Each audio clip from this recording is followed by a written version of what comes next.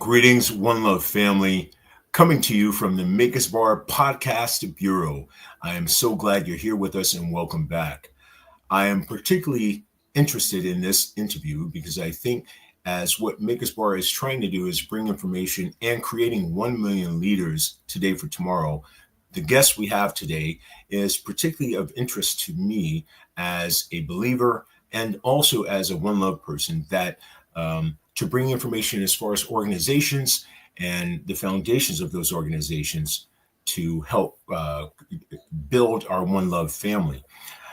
Aaron Abrahamson was raised in an American Jewish family in Seattle. He was a teenager when his family relocated to Israel, when he attended an Orthodox yeshiva and served with the Israeli military while traveling after his army service. Aaron had a life-changing encounter with God. His passion to see others live similarly transformed him to join Jews for Jesus in 2000. Amidst war and rising anti-Semitism, the appointment of Aaron as the first Israeli to lead Jews for Jesus comes at a key moment. His firsthand experience with the realities of the conflict in the Middle East deeply informs his vision for ministry. While serving in the Israeli Defense Forces, Aaron's close friend was captured, tortured, and killed by Hamas. Ultimately, in his teachings of Jesus, that inspired him to pursue a radical reconciliation and friendship with Arab neighbors in his hometown of Jerusalem. As Jews for Jesus chief operating officer over the last 6 years, Aaron has had oversight over our North American and UK ministry teams, as well as church engagement and communication departments. He's a big picture strategic thinker and has been instrumental in creating approaches for how to reach and serve more Jewish people and communities. Under his direction of Jews for Jesus, teams worldwide, and having seen growing response to the gospel amidst pressing global crisis, they have also provided a comfort to hundreds of thousands affected by war, poverty, and disaster. Aaron stepped into his role as CEO on June 1st, 2024, and holds a BA in Biblical and Intercultural Studies from All Nations Christian College in England and a Master of Public Administration from New York University. Aaron met his wife, Victoria, in 1998, and the Abrahamsons have 3 children and reside in London. And one of the things in me coming off cuff, Aaron's a New Yorker, so whoop, whoop. Maker's Bar family, I get to bring in some New Yorkers, and you guys know I am a native of New York. So Aaron Abrahamson, CEO of Jews for Jesus, thank you so much for being with us today. It is ultimately an honor and a deep pleasure for us to have this deep dive in explaining Jews for Jesus and your role and the organization itself. Thank you, Aaron, so much for being here today. Yeah, thank you, Seth, for having me on the show. I know this is a little bit different maybe to have somebody that's involved with an organization like mine, but I'm looking forward to this.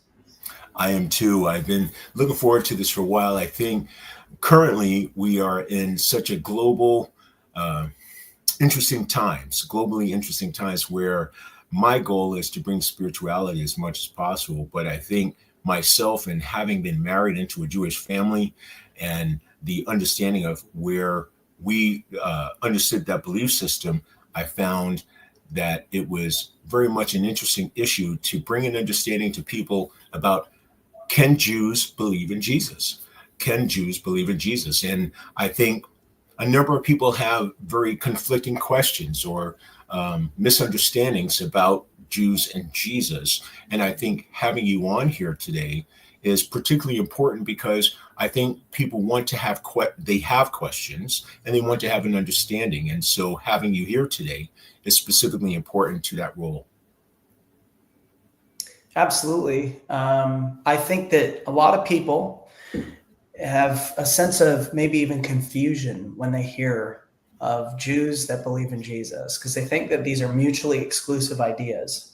Yeah, you're Jewish, and therefore you can't believe in Jesus. But when we go all the way back, reverse all the way back to the first followers of Jesus, we know that they were first century Jews who had discovered their Jewish Messiah. So for them, obviously, it had full continuity with what they had been waiting for as they were waiting for the Messiah. Jewish people had throughout their scriptures a story woven, and they were expecting one that was going to come and save his people. And that idea gets fleshed out throughout the prophets and the writings. And so, of course, for them, it wasn't strange at all. Now, I've served with Jews for Jesus, as you mentioned earlier, since 2000, really since I started volunteering in 98. And it's just remarkable how many different responses and reactions you get to the idea of Jews for Jesus. It's funny. You and I have shared off camera. Being married into a Jewish family, I had my pops and Uncle Erwin. And Uncle Erwin, Pops and Uncle Erwin, they were New Yorkers like us. Now, New Yorker Jews and conversations, they have a different conversation. So when I told them my wife and I were going to go to check out Jews for Jesus and the Messianic Jews, I immediately heard, hey, in Brooklyn accent, Jews can't believe in Jesus. What are you talking about? And so for me, it has been a particularly interesting journey because Uncle Erwin and Pops, their questions were, they couldn't get past a Jew believing in Jesus and what the organization was. And so when I was young and married, I wanted to connect my family to a part of what our origin was. And it seemed that the first people that were involved in some of the civil rights movement and working with Black people were Jews for Jesus or Jewish people who were fighting for civil rights and so forth. It just seemed a natural movement for me to be likened to as far as love and welcoming. And they could not get this understanding that some Jews can believe in Jesus. How does that come together? So if you don't mind, Aaron, how does it come together? When did Jews for Jesus start? How can Jews believe in Jesus? What was your journey to where you're at now, if you don't mind sharing with us? Yeah. Well, let me just say, one thing that unites both, and this is just, I'm going to mention this just to start off, is, central tenets of both faiths. And you could say both faiths being Jewish faith, and then as it goes into the New Testament, into New Testament faith, is love the Lord your God with all your heart, soul, mind, and strength, and love your neighbor as yourself. That's what Jesus also said. That's what a lot of the rabbis also said. And that foundation gives us empathy. It gives us a heart for other people. And that love is actually something that is threaded throughout the Hebrew Bible, throughout the scriptures. And so for us, I think the things join together really remarkably well, actually. The Old Testament, or the Tanakh, as we call it in Hebrew, and the New Testament. But let me tell you a little bit about Jews for Jesus. Jews for Jesus started in 1973, though there were people volunteering before that. So you have to understand there's a name, just Jews for Jesus, for kind of anybody that's from a Jewish background who becomes a believer in Jesus. Sometimes people just go, oh, he's a Jew for Jesus, or she's a Jew for Jesus. And it became a little bit of just a catchphrase. And, you know what I mean? It's like, okay, it's kind of generic a little bit, but there's an organization, Jews for Jesus, that got launched out of this movement in the 1970s, where a lot of Jewish people in the United States post, really right around civil rights movement, Vietnam War, a lot of them were asking deep spiritual questions. Why are we here? What is happening? And as that started to unfold, the message of Jesus became so compelling to so many of these young Jewish people that there was a move of a lot of Jewish people coming to believe in Jesus at this time in the late 60s, early 70s. And many of them started to get together and say, how come our people don't know about this? And when they would come home and they would tell their families, hey, guess what? I'm a Jew who believes that Jesus is the Messiah. A lot of times their parents would react, maybe not like Pops or Uncle Erwin as an Uncle Erwin. Maybe they weren't like, hey, you can't be Jew. But some of them would say, you can't do that. And they would kick them out of the house, and they'd have all these challenges at home. And some of their friends and other people would really just not relate to them anymore. So it was a little bit like very controversial, very difficult. You have to understand, for many, it was seen as like defecting to the other side. Not that Jews necessarily had beef or whatever with the Christians, but they saw if you were Jewish and you went to the other side, how could you do that? There's so few of us. How could you go to them? And what I like to say to people is, my Jewish experience has been enriched by understanding who Jesus is and what Jesus came to do for us, not only as Jews, but for the rest of the world. And so the ministry started, or the organization started in 73, and it started really more or less in North America.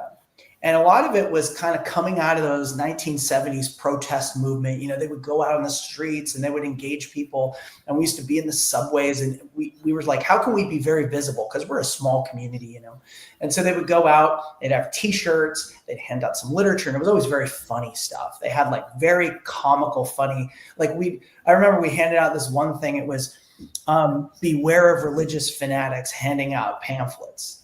And these things out, and they look at it and they look at us, and then inside it was just this very quirky thing. And eventually it would kind of present a little bit of this perspective of a Jewish perspective of Jesus and why we think he's so important and why we believe he's the Messiah. But it was a very short little pamphlet, and then they could get in touch with us. And so Jews for Jesus started these campaigns. We became pretty well known for them. And over the years, especially as we started to expand to other countries, into other contexts, we moved internationally. We recognize there's Jewish populations all over the world.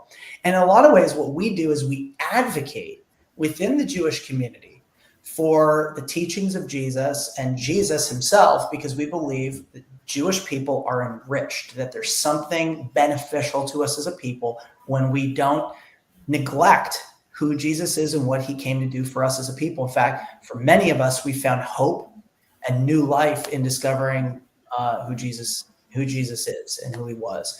And so we kind of try to share that with Jewish people. We also connect with Christian people who are, it's like the Christian scriptures, they're so Jewish. And so they ask us sometimes, hey, as a Jewish person, can you help us understand the roots of Passover, or help us understand Hanukkah, or help us understand the Feast of Tabernacles, or, a Jewish perspective on Sabbath, the day of rest. And so we get invited to all these different places to share about our Jewish understanding of the New Testament and what that faith, the origin of that faith, how it really is Jewish in a lot of ways. And so it can really enrich their faith. So that's can I tap in here really quick? I think one of the quick things that you said, Jews and Christians, some of the kickback I've received is, are Jews Christian or are they still Jewish? Could you tap on our Jews for Jesus Christian? You mean our Jews for Jesus Christian? Forgive me. Yes, correct. Can you address that very quickly, if you don't mind? Absolutely. Yeah. So, so a lot of people, they get a little bit confused about this, because they'd say, well, so Jewish can be an ethnic identity. You grow up in a Jewish home, you have Jewish family. I speak Hebrew. I served in the IDF. I immigrated to Israel with my family when I was young. I went to yeshiva, which is like a Jewish seminary. Those are all Jewish experiences, and my background, I have Jewish family and lineage and all of that. What I believe, there's Jews that believe nothing, or are Buddhists, or, there's all sorts of Jewish belief, and a Jewish person could still believe these different things. There's also different tenets of Judaism. You have Reconstructionist Judaism. You have like Kabbalists, which are very mystical Jews. You have Hasidic Jews. You have conservative Jews, Reform Jews. There's a spectrum here. Traditional Jews, you can go through it. Jews that believe in Jesus could also be called Christians, because the word Christian means follower of Christos, which is the Messiah, the Christ, which is a Jewish concept. The Jewish people were waiting for the Messiah. It's so funny. There's a group called Chabad, or Lubavitch. I don't know if you know those guys, but they're in New York City. They often walk up, and they sometimes will ask you to wrap tefillin, to do the Jewish practices, because they believe that Jewish people should be keeping the mitzvot, or the commandments. I remember I was walking down the street one day, and a guy goes, "Are you Jewish?" I go, "Yeah." And I go, but I'm a believer in Jesus. You could even call me a Christian. And he goes, oh, I'm a Christian too. I go, what? He goes, yeah, I'm a follower of the Christ, the Rebbe, Rabbi Menachem Schneerson. So he believed in a different rabbi who he claimed was the Messiah. So this is the wow. Menachem Schneerson, who was a rabbi in the 1990s, and he was a very famous, well-known rabbi. You still see pictures of him like throughout Borough Park and some of the different neighborhoods, Crown Heights, especially in Brooklyn. But anyway, Crown Heights. Yeah, exactly. So when people say, "Are you Jewish?" I say yes. They say, "Are you Christian?" I go, "Yes." Are you a Messianic Jew? Yes. You can call me what you want. In a lot of ways, when people ask me, I sort of say, I'm a Jewish follower of the Messiah, and I believe the Messiah is Jesus or Yeshua. Yeah. I think that probably is the best way I began to understand, to say a Jewish follower of Jesus. Yeah. And again, I go back to people have asked, Jews who believe in Jesus, are they Christian or are they Jewish? And I think there was that was some of the attempt to understand how people perceive that. Do Jews still stay Jewish or they're Christian? So I appreciate you addressing that. Now, how does a Jew believe in Jesus? How does that come about? Yeah, well, from my end, it came about. And I can give, just a little in a snapshot, a little bit of my own experience. My parents had moved to Israel when I was 15. And when you move to Israel or you move to any country, I suppose, and you're at that age, you're trying to fit in, you want to make friends, you're trying to, just be a normal teenager. And I wouldn't say I believed anything. I was pretty agnostic. And, at some point I was a bit open, but my parents, they moved to an Orthodox community and they wanted me to have some Jewish experience and Jewish upbringing. So I went to a yeshiva, which is a Jewish seminary. And in the yeshiva, I had all these questions, like, what does God want? What's his purpose is he really here? Does God exist? If he does, what's the purpose of a Jewish people? Why did he pick us? What's the deal there? I had all these deep questions, and what does he want from us? What does he want us to do? And in the yeshiva, I didn't focus so much on that. It was more about keeping Torah and doing the mitzvot, which are the commandments, observing Shabbat, getting up in the morning, doing all the different things which they believe. And that's in many respects the focus of Jewish practice. It's not so much like about what you believe. There were people there that didn't really believe everything, but it was about wrestling through, asking questions. There was some beauty to it. But I came away from it feeling a little bit more conflicted, like I didn't know if I believed in God. I didn't really know why I'd been there. And I was drafted into the IDF, the Israeli Defense Forces, when I was 18 years old. And during that time, I had a pretty difficult experience where one of my friends was kidnapped and I found out about it on the cover of the newspaper.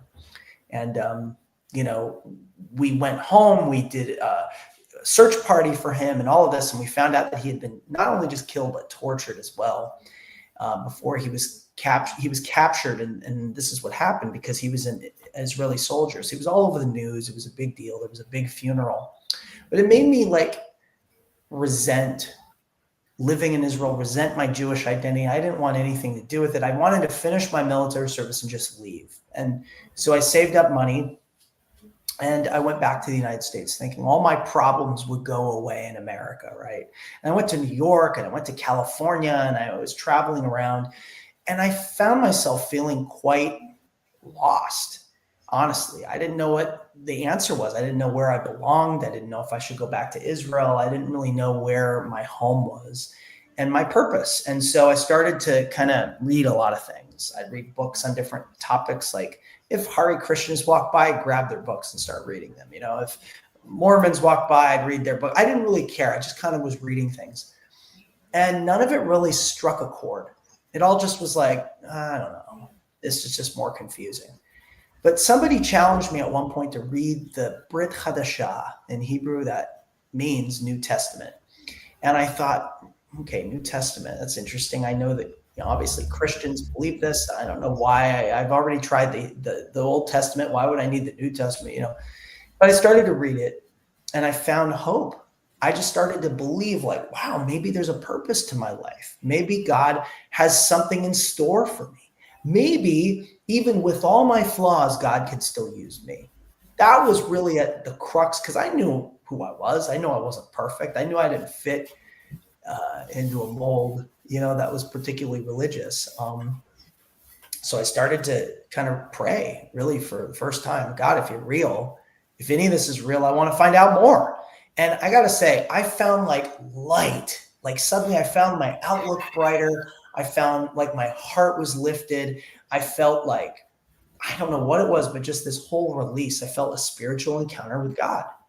And I started to pray, and I found myself wanting to follow this Jesus. I didn't, it's just like, I can't help this guy's life. I mean, it was amazing. And if I could, emulate any of that in my life, that would be a win. How could I find a way to become more like Jesus in a sense, with his love and his heart. And I just found like I had so much bitterness and a lot of resentment. And so I started to pray and follow him and read the Bible and all this. And the first church I went to was in Jerusalem. I came back to Israel at this time, right when I was reading all this and this was happening. I found this church in Jerusalem. The pastor's name was Issam Hussein. Okay, so he's not a Jewish pastor. He's actually an Arab. He's from a Druze background. And this pastor had all these former Muslims in his church. It was in the old city in Jerusalem. And I remember going into church this one day, and I was thinking to myself, am I in the right neighborhood? I'm one of the only, and I walked through the doors, and this pastor is looking out at me, and all these people they're down in like this room downstairs, and they're like looking at me. And who are you? Oh, my name's Aaron Avramson, like in Hebrew. I am a believer in Yeshua and Jesus. Can I come in? And the pastor gives me a hug and he invites me in, and I remember just thinking, this is real. Like, it's not just words on a page. These people's lives are transformed. My life is transformed. We were no longer like bitter enemies anymore. And that to me, it helped me realize that the gospel, this idea that we see unfolding, it has power. And that was something that I wanted other Israelis and other Jewish people to know about. I just wanted them to have the opportunity that I had to, if they don't want anything to do with it, shalom, I want to bless you, whatever. But if you find something in this that's useful to you and beneficial to your soul, then I've gained something, and I feel good about that. I feel like that's enriched their lives in some deeper way. As Jewish people, I would never say to somebody, stop being Jewish. And I don't even think you can really stop being Jewish. I don't think so either. You'd be a bad Jew, but you can't really, That's what Pops used to say. Oh, yeah. Well, in particular, Uncle Erwin, you say, you're a bad Jew, you believe in Jesus. What are you doing? Well, you might say that about me. I believe that it's one of the most wonderful things you can do. I believe it fulfilled so much of who I was as a Jewish person, and now has enriched my life as a Jewish person as well. And so that's why I joined Jews for Jesus, is so I could kind of go out, tell other Jewish people, hey, guess what? I found so much life and light and hope through this. If this is something that can benefit you, great. And so that's really what I get to do. So the organization Jews for Jesus, how extensive is it? I know you're in the UK. I know it has grown out. How extensive is it in other countries? Because it's expanded from North America. Mm-hmm. Where else does it travel? And give us an idea or a sense of its reach. So we try to be in major Jewish population centers. I mean, we don't have every single Jewish community covered. I wish that we had a presence in everyone.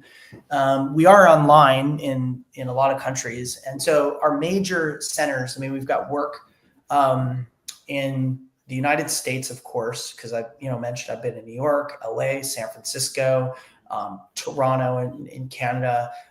We've got other work as well that happens throughout the United States in different places, but really those are major centers where a lot happens in North America. But then as you go overseas to Europe, we've got London, we've got Paris, we've got Budapest, we've got Berlin, we've got work in Odessa and Kyiv, in what have I forgotten? I'm sure I've forgotten some. We've got stuff going on. We got a team in Sydney, Australia. We've got a team in Johannesburg, South Africa. And then we've got multiple teams throughout Israel. So there's a lot going on in Israel because of the size of the population there. So one of our largest works is there. We've got nearly 60 staff, and they're all Hebrew-speaking indigenous Israeli staff. And they're great people. So we've just got a wonderful team around the world. And we work in lots of different Jewish types of communities. So it's not, when you say Jewish, it's kind of a sort of spectrum of observance and tradition, and each culture is a bit different. And so what looks like in Paris is very different than, for example, what it looks like in London. Those are two very different Jewish populations. And so each of those teams then is a little bit different in its composition and what they focus on. Is there a difference, and you mentioned it and I mentioned it a little bit, between Messianic Jews as an organization and Jews for Jesus, or are they pretty much the same? Well, so there is no organization really that's called Messianic Jews. Messianic Jews are just how many Jews who believe or follow Jesus describe themselves.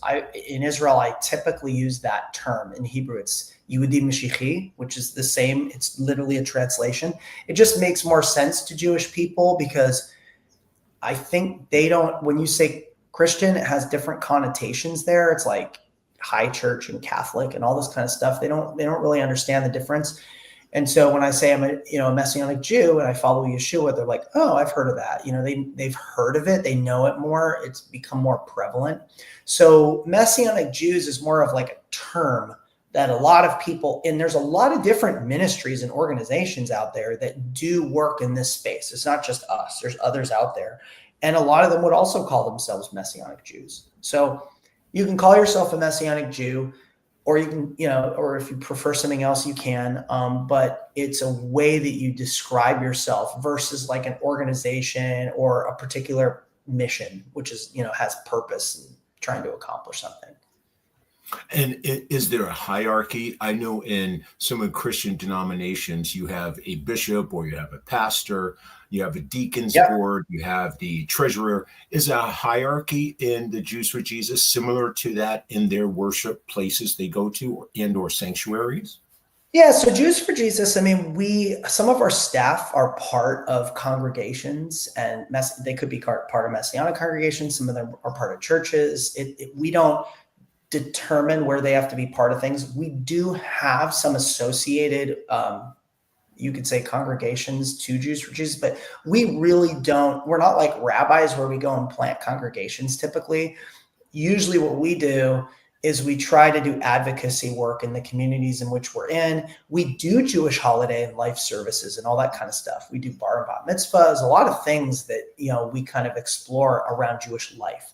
But we also encourage people to be part of a community of faith, where they're going to get fed. And so if they can attend a Messianic congregation, we support them to do that. If in their area there's churches that's what they have, then we encourage them to do that. We just want them to get enriched. And so our goal is to share with them.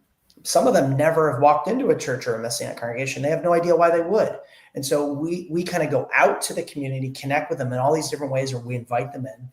And then a lot of ways help them process some of the questions and explore who Jesus is in a very safe environment and in a safe setting. And then we invite them to explore what that looks like. And if they sort of pursue it, we try to connect them, if they're interested, into a congregation or a place where they can get, enriched and grow in that way. So we don't really have rabbis and pastors. We do. Some of us are pastors and some of us are rabbis separately. But none of us in the organization, it's not really built around like a house of worship as much as you do have what are called Messianic congregations. And those are— That's what I belonged to, was a Messianic congregation. Yeah. And there's a number of them around, throughout the country. There's different ones. And so, people may go to a Messianic congregation and they may worship in a Jewish style with Messianic song, kind of style worship, and maybe some Jewish liturgy. And they might blend some Jewish liturgy with New Testament stuff. And they're all a little bit different. So it's kind of a whole spectrum of what you might get when you go to a Messianic congregation. But Yeah, I've been to some of them, and some of them they've had me come and visit and speak from time to time. And my family, we've attended some. And Jews for Jesus, we do holiday events and things like that, but we try to encourage people to belong to a local congregation. So in the local congregations, are they welcoming to other communities? For example, I know the congregation I belong to, and that was the term they use, me being of color and married into a Jewish family, they were welcoming in the sense that, okay, come in. But I wasn't quite sure, how does that work? Does Jews for Jesus welcome other cultures, other ethnicities? Oh yeah. Maybe there's a proselytation method. I wasn't quite sure how to put that, but how does that work when it comes to people who are not Jewish? Because I know Jews for Jesus primarily is about Jews who believe in Jesus, but as far as other communities go, how does that work? So our organization concentrates its efforts on connecting with Jewish people in different places around the world, but our events are very inclusive. We invite people, they can even have different religious beliefs. We don't really discriminate or mind. We like diversity within our contexts. We like generational diversity. We like, that there's different, there's women and men involved in even leadership. I mean, we have a very broad kind of approach to how we do things. And we like that there's people from different cultural contexts and different backgrounds. So the one thing we do is if a person is on the front line, so to speak, on our outreach teams, and they are representing Jews for Jesus in that kind of sort of more direct way, we want them to be either married to somebody Jewish or from a Jewish background themselves. Otherwise, people talk to them and they go, well, are you Jewish? And they go, I don't know what you're talking about. And they go, well, why do you call yourselves Jews for Jesus then? That's ridiculous. So we don't do that, but we have a whole ton of support staff that are from all sorts of different backgrounds, but we do ask people to believe in the cause. If they don't believe in the cause at all, it wouldn't really make sense for them to, kind of be on our team, more full time. So that we have people from different faith, different Christian traditions, different Messianic traditions. We're pretty open about all of that. But when we have events, we get people from all over the place. I mean, in New York, we have our organization is right near NYU. All sorts of people come to our events, and we love it. We're excited that people come and have different perspectives and questions and things like that. So yeah, we're pretty inclusive across the board. And in the founders from the beginning, when Jews for Jesus started, was there a particular person or was it a group that said, let's create this organization? How did that start? Yeah, so there was a guy by the name of Moishe Rosen. Actually, he's got a book called Call to Controversy. That is an interesting book. He was, from a traditional Jewish family, and him and his wife were married, both Jewish, and then his wife was the first one who became interested in Jesus. And I believe through like singing Christmas carols and things like that around Christmas, she was like attracted to, who is this Jesus? And at some point she became a believer in Jesus, and he had a very hard time with it initially. But I think through exploring himself, he became convinced that Jesus is the Messiah, and he began to share his faith with others. He got involved in some different organizations at that time. One of the organizations he was involved with was called American Board of Missions to the Jews, which was this kind of historic mission to the Jewish community in New York City. He was in New York for a while. And in the 1970s, when a lot of this stuff was going on with the protest movement and all these people coming to believe in Jesus out in California, he said, I want to go experiment. I want to go out to California and reach some of them. And so he deconstructed his whole approach. He came, with a very creative style of connecting with them that was just very different and relational and, very humorous. And a lot of the literature and things he were using was just so edgy at the time that a lot of young people got around him. And so he had this whole group of like volunteers. And he was kind of thinking, what do I do with all these volunteers? And so at some point, there was just an agreement where it didn't really make sense for him to continue with the American Board of Missions to the Jews. So they kind of like, in some ways, I don't know if it's mutual, but he kind of ended up leaving and starting Jews for Jesus. And all of these young people who were kind of volunteers became the founders. I mean, not all of them, but a good core group of them became the founders of Jews for Jesus. Some of them are still serving with us today. Moishe Rosen has passed on. He was an older guy, and he was, I believe it was like maybe 12 years ago or something like that. Maybe it's 2010, 2011. Maybe even longer, 24 years ago or 14 years ago. I can't remember the exact time frame, but I knew Moish, and he was a brilliant guy, and just a real sharp thinker and strategist, and had just good instincts. What does the hierarchy look like? Are there pastors, deacons in a messianic congregation? Are there titles so people can understand some of the dynamics? Are there titles? So in our organization, I'll just tell you this: in our organization, we have different people in leadership, and we have people that are on the mission team. We have people that are behind the scenes, kind of support teams, all sorts of administrative capacity. Now, when it comes to ministry roles outside of Jews for Jesus, like in the messianic congregations, they would typically call their leader the rabbi, and you might have like an assistant rabbi. You might have what's called a cantor or a chazan, which is like a person who recites the liturgy.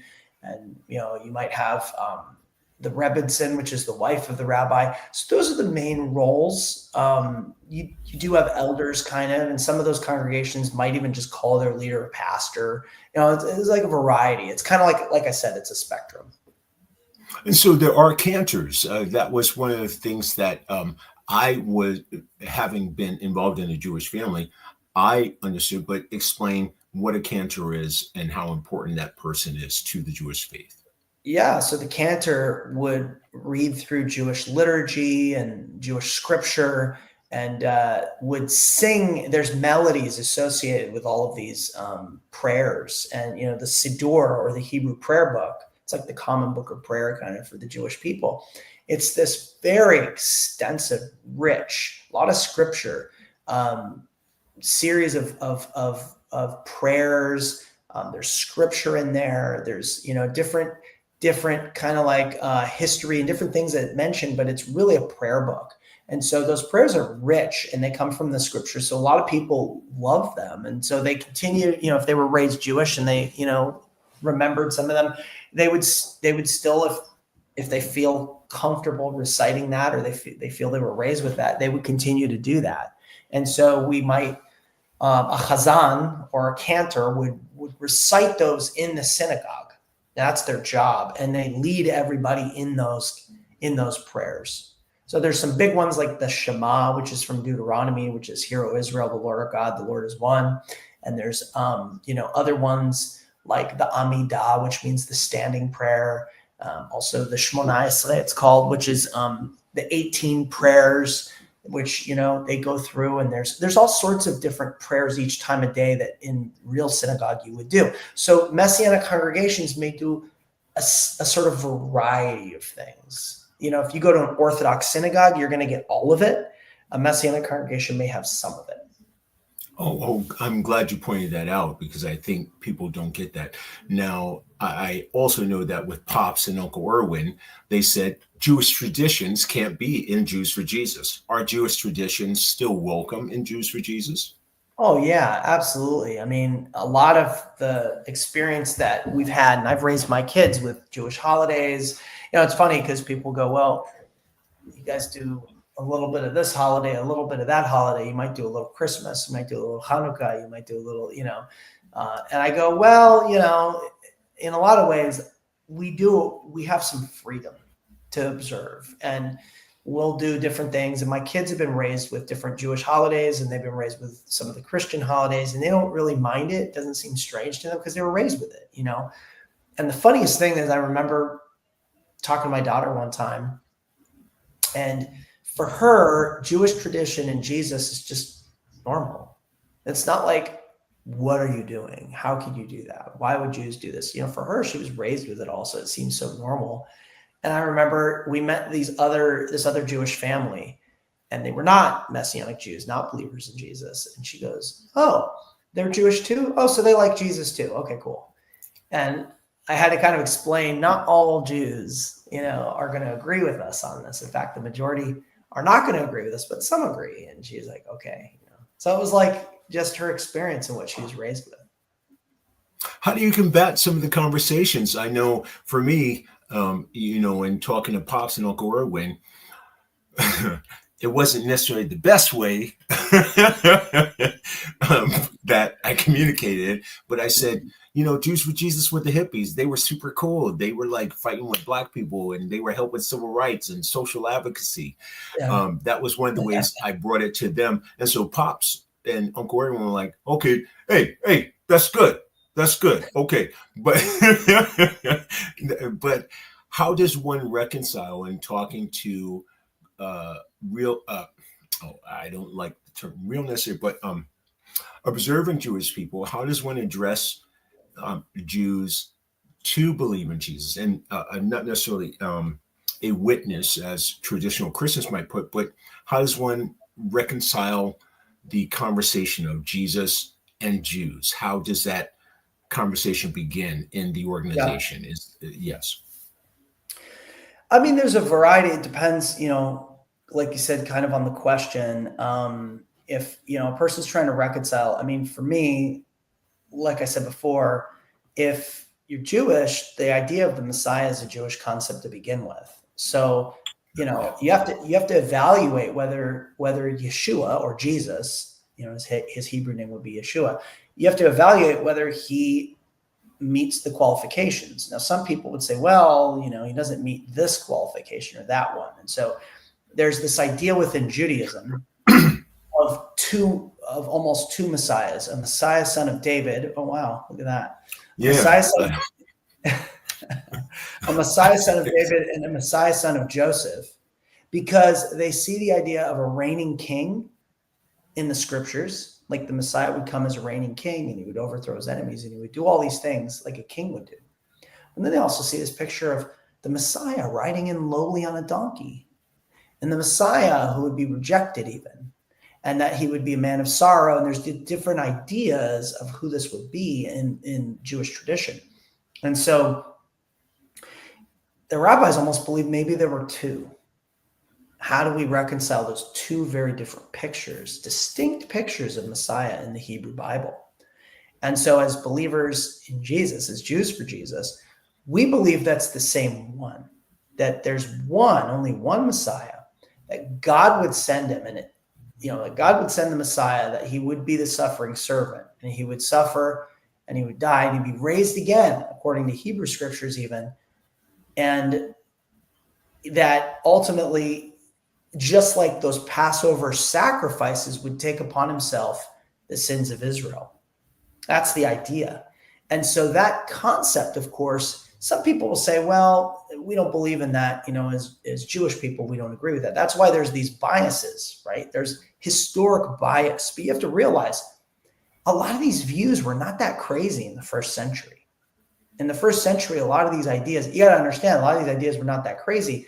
But as time goes on, Judaism and Christianity start to become more formed. And they start to go, well, we're not Jewish because we believe in Jesus, and we don't really believe that you need to keep the law. And Jewish people started to go, well, we don't believe in Jesus, and we believe in one God, and you need to keep the law. And so they start creating like walls get erected kind of to say, well, I'm not this and you're not that, and we're part of our club kind of thing. But in the first century, there's a lot of different views of what it means to follow God and what Judaism teaches about the Messiah in the first century. And so what Jesus was teaching, there's a rabbi who taught at Berkeley. His name was Daniel Boyarin, who actually writes about this. And he kind of, in his book, I think it's called, I'm trying to remember if it was the Jewish Scriptures or I can't remember the name of the book now, but there's a book that he writes, and he basically asserts that a lot of the ideas, the divinity of the Messiah, things like that, they were ideas that existed in the first century. They weren't strange. They weren't that out there. And there were different viewpoints within the Jewish community. So you got to realize today we go, well, we don't believe this, to set ourselves apart, to create like an other, you know what I'm saying? To sort of, I do. Create a wall, and to say, well, I don't believe that. And, so it's kind of like we created these clubs. You can be part of our club if you believe the following things. And in some ways, Christianity did this too, because think about it. The origins of Christianity were pretty Jewish. And all of that stuff kind of over time gets purged. A lot of it got purged.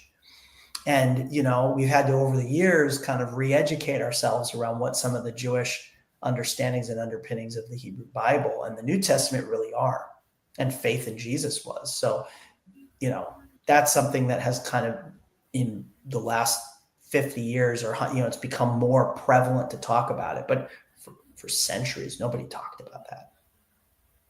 And as a part of the process of Jews who believe in Jesus, do they get baptized? Is there a baptismal ceremony, or is there, when a Jewish person chooses to go into this faith, is there a process they go into this faith? Is it on bar mitzvah time? How does the process work when a Jewish person chooses to accept Jesus as the Messiah or Yeshua? Yeah, these are good questions, Seth. So yeah, we do. So the idea of baptism exists in Jewish tradition. It was tevilah. So, like, for example, if you converted today to Orthodox Jew, if you became a Jew and you went to the rabbis and said, I want to convert to Judaism. Well, they'd say, okay, well, maybe you don't want to, and they might push you away at the beginning, right? This is the idea within Jewish, the rabbis won't seek to convert others. And so what they'll do is they'll say, well, maybe this isn't for you. And they'll dissuade you. And then if you keep coming back, they'll say, okay, we can move forward with it. You have to go through this process. You have to read things. You have to understand all of the law and the writings. You have to adopt those things. But the last thing that you really have to do, and I won't mention circumcision because you do have to do that too, and it's as an adult to go through.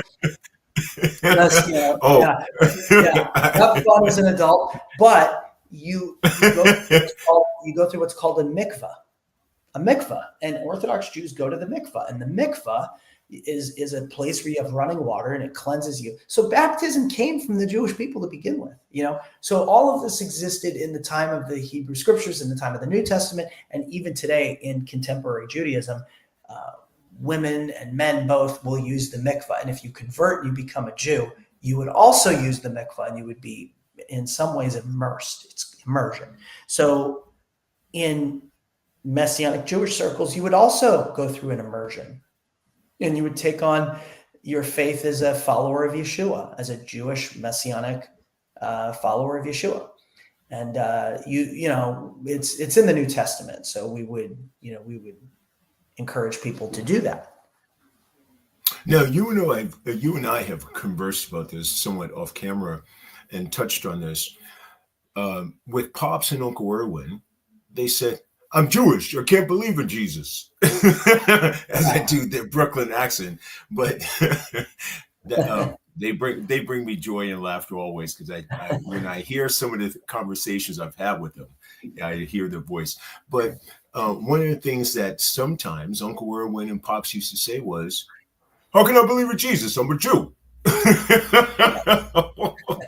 That's right. That's what my grandmother, my grandmother used to always say that as well. And I'd say, okay, I get that. And there are those ideas, or those, there's that sort of cultural barrier or wall that they think, well, what's that about? I can't believe that. Now, the way, it's funny, I used to talk to my grandmother, and I would say to her, grandma, I used to call her grandma. She passed away, but I would say to her, grandma, and she knew I was with Jews for Jesus. I'd say to her, grandma, and she didn't mind. She even went to see me speak in a church once and was like, that's my grandson. She was all proud. But I asked her once, I said, grandma, what do you think about Jesus? And she was like, but I'm Jewish. And I said to her, okay, I get that. But let's say I could take all the Jewish writings. Let's say, hypothetically, I can show you how they all pointed to Jesus. Would you be willing to consider this as a Jew then? And she went, no, I'm Jewish. I can't do that. So for some people, it's a barrier. But I mean, in the end, it's true or it isn't true. Jesus is either the Messiah or he's not. If you rule him out because you've investigated it, and you've explored it and you've really sort of asked God, I can understand that, but if a person's just like, well, I'm Jewish, so therefore I've put it's like, well, so then what? You've let somebody else dictate to you what being a Jew is and what it's not. Like who's the one that sets those rules up? Do you trust the rabbi or the person? Who is it that told you that? Is it a rabbi? Is it, well, consensus. Oh, because consensus is always right. I mean, throughout even the Hebrew Bible, the consensus, if you took the majority of Israel, more than half the time, they were in rebellion. So you can't just look to consensus to determine what's real and what the God of Israel wants from you. So that's, in my opinion, as a Jew, I'd give myself the opportunity to examine this and give it a real examination, because I didn't want to just be like, well, I'm just following the herd. And if they all tell me that this is wrong and you can't be Jewish, it's like, but why? Like if Jesus was the Jewish Messiah, why he would be for Jews? Like what? I don't understand why we would dismiss that. Now, if you have dismissed it after an educated look and you really explored it and you didn't just go to biased sources, okay, this is the other thing. People just go to the sources that are biased confirmation, right? They just go to places where it's like, well, I already believe this. I'm going to go to this rabbi because he's going to agree with me. But you really look on the other side and you explore and you have an open mind. I think that you might be surprised what you find. So I think sometimes the block, and you mentioned it, as I mentioned with Pops, is I'm Jewish. I can't believe in Jesus.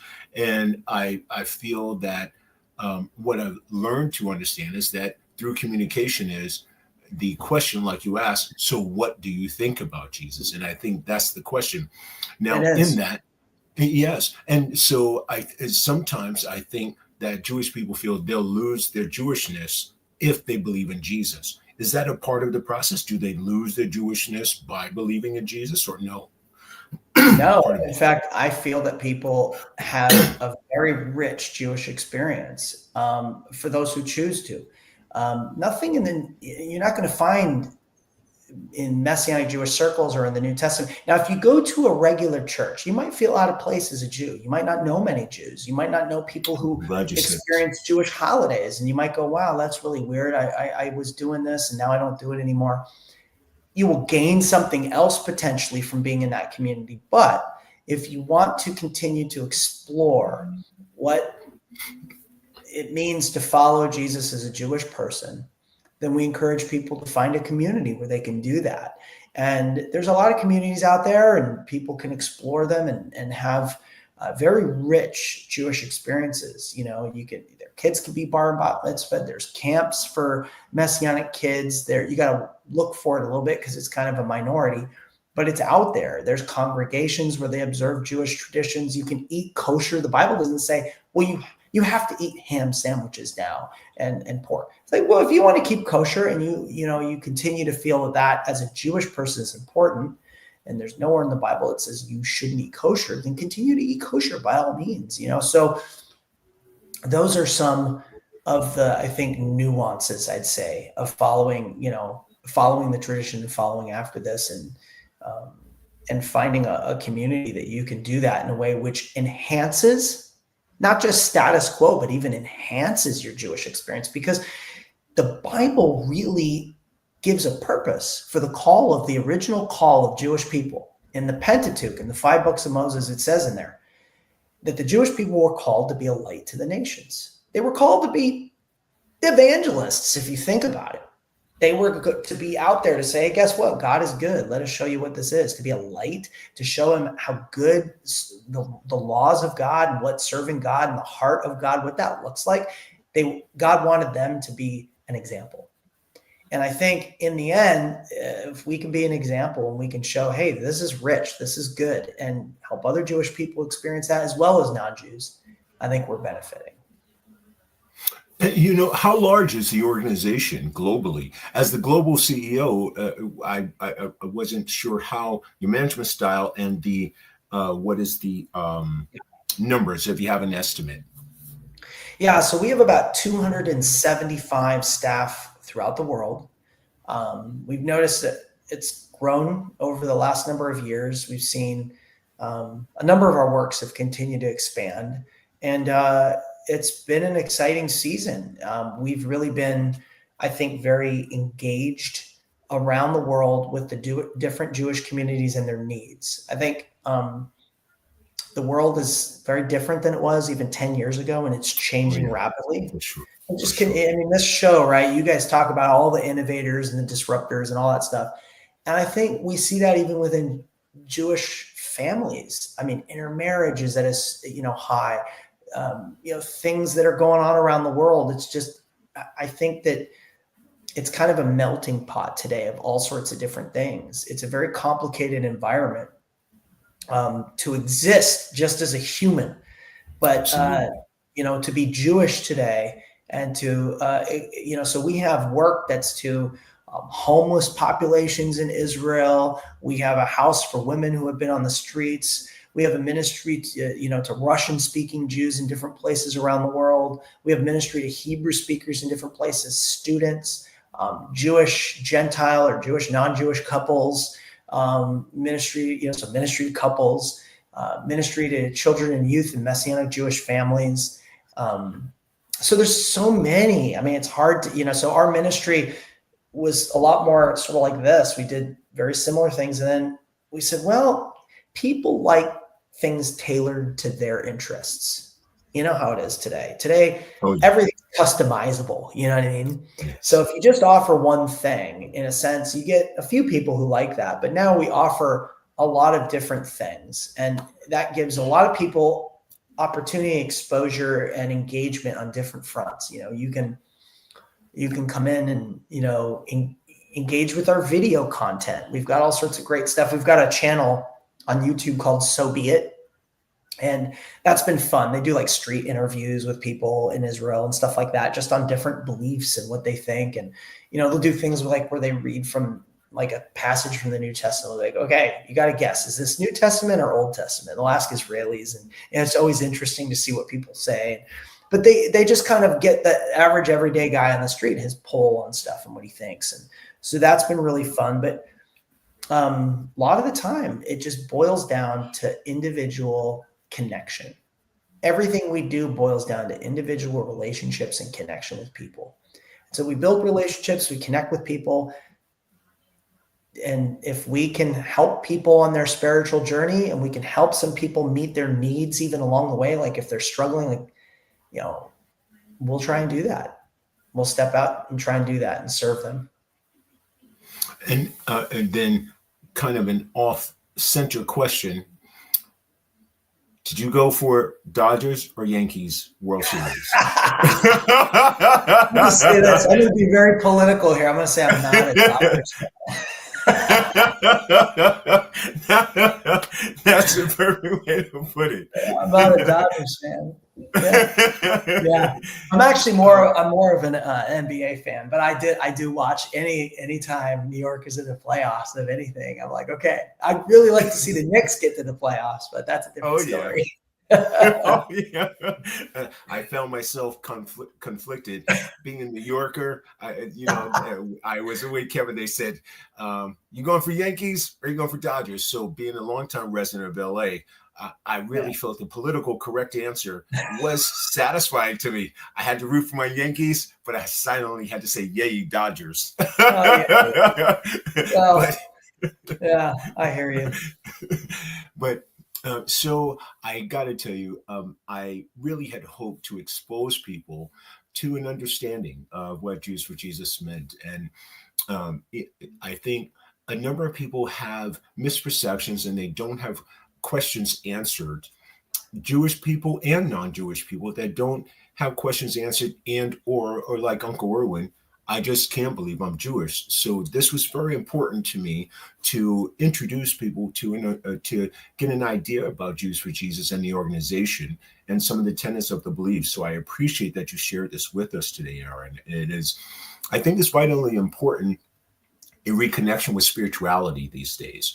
And what I'm hoping to do rather in an ongoing series is to expose people to how we might not have the most clear understandings about belief systems, and Jews for Jesus was a one of my first go-tos, because it was an introduction to me as far as my Jewish family that was in my marriage side of things, and also as a believer in Christ. And then as a hippie loving dude, one lovish, it was the Jews for Jesus were on the forefront of that. So I really appreciate you sharing this with us and the understanding. Aaron, how can people get in contact with you if they want to learn more about Jews for Jesus? How can they learn more? Where can they reach you at? And what is the best informational pieces of advice you would like to give as a closing statement? Absolutely, yeah. So you can absolutely go to our website, jewsforjesus.org. There's a lot of resources and ways for people to connect and find out more. There's articles and different things. There's the So Be It channel, which is on YouTube, and you can look for that. There's a lot of great content on there. As far as I'm concerned, if people have questions or want to email, I've got no problem. People can email me at ceo@jewsforjesus.org. It's a pretty simple thing, just all written out, jewsforjesus.org, ceo@jewsforjesus.org. And I'm happy to, field questions or things people have. I think you did a good job, Seth, of asking some of the trickier, the questions that people might have. I think one of the ones, and I'll just also mention this because I think sometimes it comes up and people go, well, you didn't mention this. Some people will say that Jews for Jesus, they're about proselytizing. They're sharing their beliefs with other people. And that is actually true. We share our beliefs with other people. Like I said before, I believe Jewish people were the first proselytes, right? Like we reached out, and Greeks were coming to faith through, as they were coming to believe in the one God of Israel. And, so in a lot of ways, it's not that crazy that we share our views. The other thing is, I think, and we're not hiding who we are. We're Jews for Jesus. We're not going to some people say, well, I haven't been clear about what it is that you do. It's like, well, I'm Jewish and I'm for Jesus. And I tell people that. I have no bones about it. I don't hide it. I don't want to force anybody to do anything. We just want to present a marginalized viewpoint in the Jewish community that we think there's room for different opinions. I love exposing the Jewish world to different ideas and different opinions and thinking through different ideas and wrestling with those. And I think our history as Jewish people, it's wrestling through deep questions and issues. And I think that's part of the Jewish tradition, which is why I love what I get to do. But I think sometimes people have conflict around that issue and they go, well, you should be telling me what you believe. And I'm like, well, you're telling me what you believe right now, that I shouldn't have the right to talk to somebody else about what I think. I'm so glad you brought this up. Yes. But everybody's in the end, everybody's got a viewpoint. Everybody's selling something. Everybody's got some idea of what they think the truth is. And, if you feel that you've got a different truth and you want to talk about it, more power to you. Let's chat. I would invite that kind of conversation. And so I think that's the posture we take. And so I want to make sure that people understand that about us, that we're not, looking to push something on somebody that's not interested. People can attend our events, whether they agree with me or not, whether they believe anything, that they could believe that Jesus didn't even exist. In fact, some of the people that we have regulars come into our events, they're atheists, and they go, we just love being part of this community.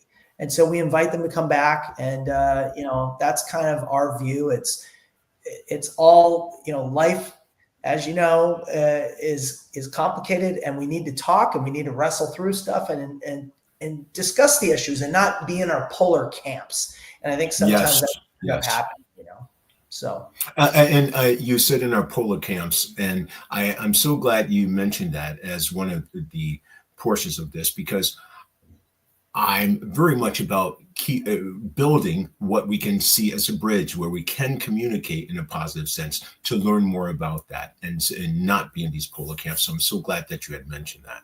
I think it's extremely important to do that. Yeah. Aaron, I was just going to say, what would you say to someone who was just coming to, as a Jewish person, who was just coming to discover questions about who is this Messiah? What would be the thing you would say to them?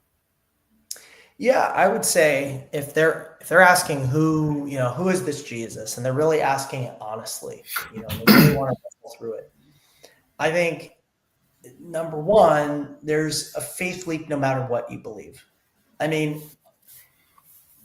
the spiritual stuff, I mean, it's spiritual stuff. You experience it, but you can't necessarily, I mean, people would say they have proof of things, but we have a lot of questions about the universe and the origins and things. And, we all believe different things, but this is the thing that I believe resonates.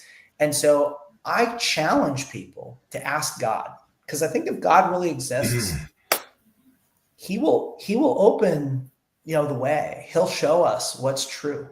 And so I ask people, pray, if Jesus is the Messiah, ask God whether that's the case and ask him to show you. And I think that he will. If your heart is really kind of open to it, if you're kind of looking to dismiss it all and find reasons why it's not true, it's like they say this. I've heard people come to me and say, well, I can find, 10 contradictions in the New Testament. Well, for every contradiction in the New Testament, you can find 5 in the Old Testament. And for every 5 you find in the Old Testament, you can find, a bunch more in the Talmud. And so it's like anybody can punch holes in anything. It's very easy to be cynical today and just, demolish or try to, erode somebody's belief in something. But let me just say, I think belief is powerful. And I've discovered that following Jesus has enriched my life in such a way that I would just say to people, it works. That's like, for me, the bottom line. Look, if it works, then I'm going to be a salesman for it. I'm going to talk about it all the time. And so that's kind of where I come from. If a person's asking me, I just say, have an open mind, and ask yourself, am I reacting? Because I want him not to be the Messiah because of the consequences I might face or because it looks stupid, whatever it is. So I just challenge people to kind of try to put that aside, to try to have an objective view, to look online. I mean, look, you're going to find things pro, things against. You're going to see sort of arguments in favor and against. Ask God and really kind of ask yourself deep down, is this true? Is this true? And that's what I did. And as I began to explore it, the words of Jesus were truth, man. That's kind of where I came from and how I found that. And so I know everybody's got different views, and there's a lot of viewers on the show that are going to see things different, maybe think, that guy's a little out there. That's fine. I'm okay being out there. I just, I think don't throw the baby out with the bathwater. Well, they throw me out as the bathwater. So All right. A couple of times. But I've gotten used to being the outsider in that sense. So I definitely relate to that. Aaron, I got to tell you, thank you so much, my dear brother. This was the most pleasant experience and the most eye-opening, and I hope that a number of people have a better understanding as far as the organization, and that it behooves people to check it out a little bit more. This has been an extreme pleasure of mine in the discovery of how the organization works and what it's about and your role. So I thank you so much on behalf of Makers Bar and our audience in this deep dive of Jews for Jesus and the organization. Thank you so much for being with us today, Aaron. It has been such a joy and a pleasure, truly. Thanks for having me, Seth, and thanks to Makers Bar. Yeah. Thank you so much. And again, one more time, what's the email and or the website they can reach you at if they have questions, please? Yeah, so CEO@JewsForJesus.org is going to come to me, and they can also go to JewsForJesus.org, which is our global site. There's also sites in different countries, so if you just search Google Jews for Jesus, you'll probably see things. And then finally, our So Be It channel, which is a lot of fun. You get to those guys on there are great too. The guys who run the videos there, they're good interviewers. They're good buddies of mine too. So. And Aaron, I'd like to catch up with you in a few months. Would you be open to coming back to our audience and giving them some updates and where things are going with Jews for Jesus? For sure. And also some of the spotlights of your leadership style and mentorship programs and/or advocacy programs that you guys might be involved with. And so I'd love to welcome you back if you'd be open to come and share with us again. Sounds good. Okay. Yeah. Aaron, so much love to you. Thank you so much, my good friend. Thank you too, Seth. Yeah, Absolutely. Take care, man. Absolutely. So on behalf of Makers Bar, where we're creating 1 million leaders today for tomorrow, Aaron Abramson, did I say that correct, Aaron? Aaron Abramson? Yes. Abramson. On behalf of Makers Bar, we thank you so much. Remember, the Love Evolution begins with you. So much love back to you. Stay woke and stay present. Be involved. Research and inquire. Magus Bar, we are bringing you the most innovative leaders and interviews, and we're so glad you chose to select our channel. Please press like, subscribe, and share. Share the good news of what Magus Bar is trying to do. And on behalf of Magus Bar, we thank Aaron and we thank Jews for Jesus, and we thank myself, Seth Garu Baxter. One love, good family. We hope to see you again. God bless, and we truly love you. Take good care, people. We will see you again next time.